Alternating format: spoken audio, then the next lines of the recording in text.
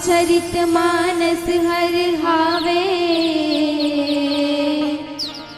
बहती गंगा की धार,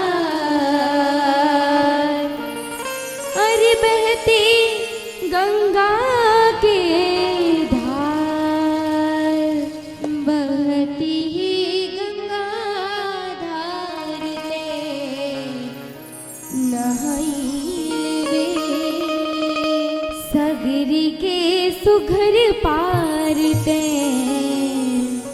थिराए लेबे।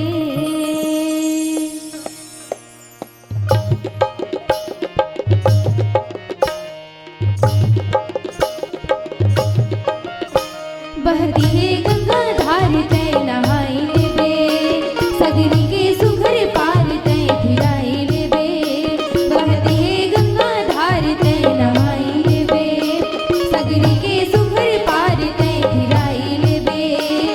ते नहाई लेबे भैया मोरे, बहती है गंगा धार ते नहाई लेबे, ते थिराए लेबे भैया मोरे, सगरी के सुघर पार ते थिराए लेबे।